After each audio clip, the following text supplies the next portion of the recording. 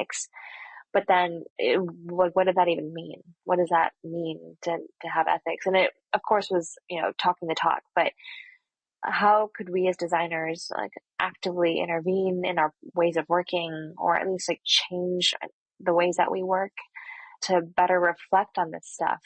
And I think it's really easy, when you're in a product team to get super excited about what you're designing, and everyone's like, really positive and just like enthusiastic. And then it's really easy to kind of like forget to consider what could go wrong.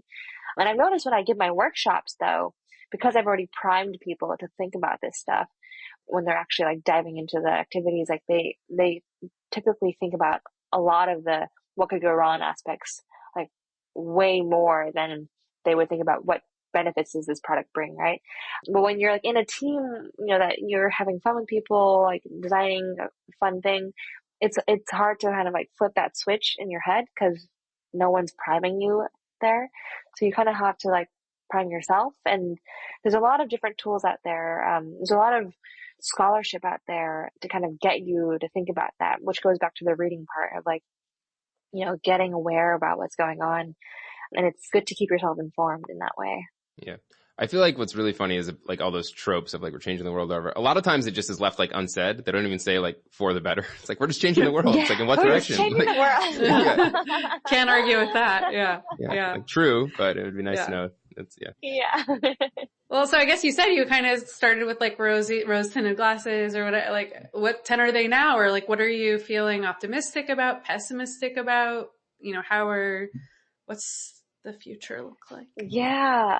One of those things where I think in some ways there's a lot to be pessimistic about, but ultimately I do have hope. I think otherwise, like there's no way you can say in this industry or any industry, if you don't have some hope that you can, like there can be some change. But I do think it needs to come from regulation. I think that like companies today in this system, they operate based on incentives, and they're always doing these cost benefit analyses of what can we get away with, what fines can we pay out and like be okay. And I think at the end of the day, we do need to have like some more stringent rulings around how companies are able to behave and how design practitioners, technologists, et cetera, can act. And this is something that it's not going to be easy, but I think there are lots of different perspectives we can bring into the room when it comes to crafting that kind of legislation. And it's starting to happen. And I think it's going to start happening more and more. I'm with you. I'm, my politics support yeah. I'm with you. Like regulation, like corporate greed, people will not do the right thing because it's the right thing. And corporations are people, according to the Supreme Court. But, so a question, what about the user experience of regulation, right? So you think about these laws come down, they are long, they are hard to understand, they're hard to execute on, and, they're very easy for large corporations to hire a bunch of lawyers to read and follow the letter of the law. And that's not a bad outcome, right? Effect of that is good for these companies causing the most harm. They no longer, at least hopefully, if the regulations are good, are able to do that. But it can be very hard for smaller companies who, maybe are trying to do the right thing to spend all their time working with regulations. What do you think about that trade-off? It's such a good point that you brought that up.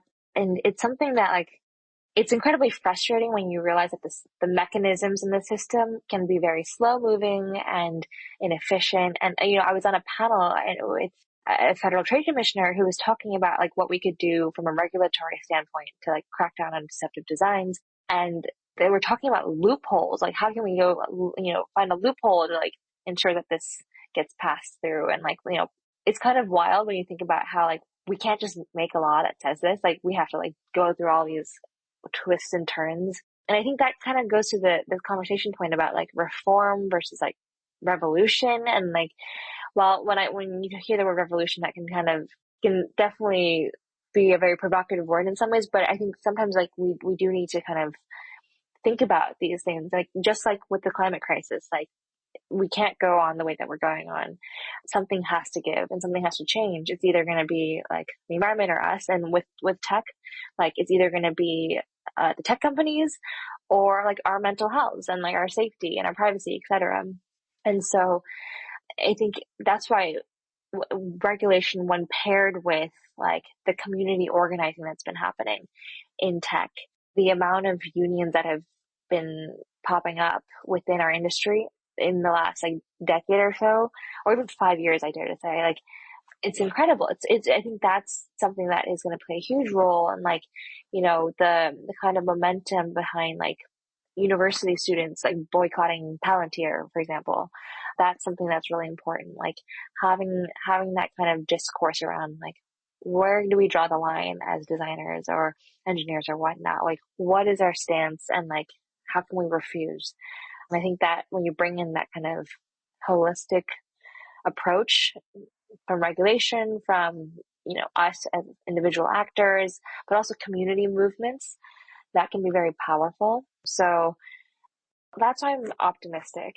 It's hard to be optimistic, but I'm slightly optimistic because the stuff is happening. Yeah.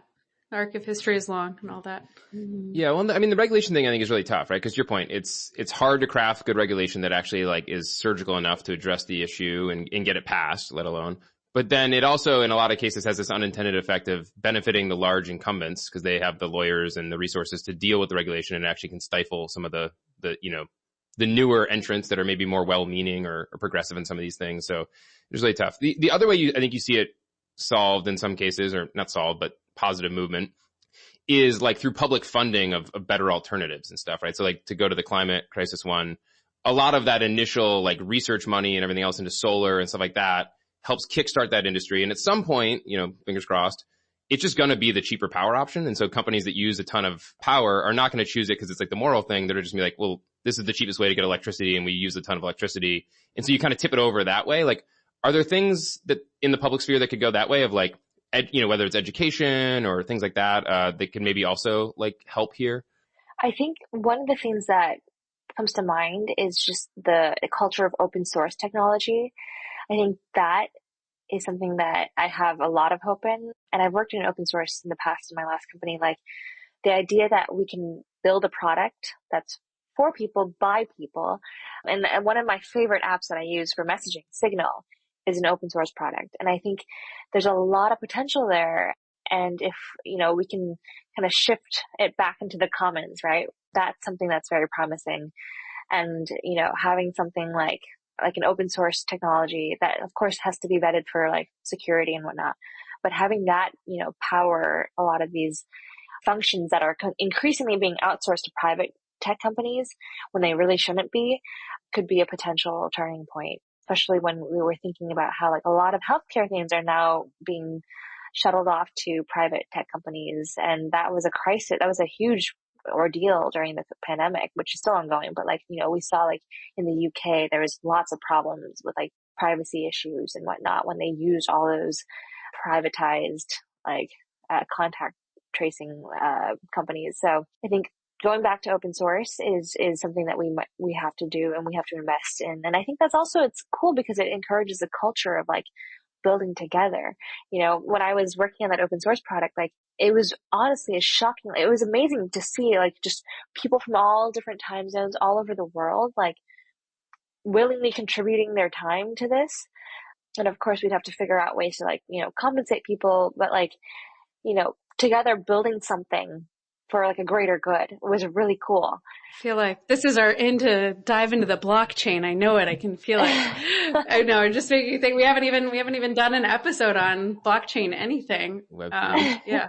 Maybe a real tangible example, because I feel like you might know more about this than I do, but like the regulation around the like cookie consent stuff, and you have all those pop-ups now of like, yes. Like, have those helped anyone, or is that like a well-meaning thing that just has like not done anything, or what's like kind of your take on that? Exactly. So it's interesting because it's been talked about in Europe. So where I live right now, everywhere you go, every website you go to has a cookie banner. And that has in some ways inadvertently or accidentally led to other deceptive patterns where manipulative patterns where companies who have to have this banner, right? They'll make it so that you have to like individually like uncheck every single like box if you want to opt out of that. And of course, most people don't have the time. And they just throw other stuff in there. Exactly. And so it's like lists of that.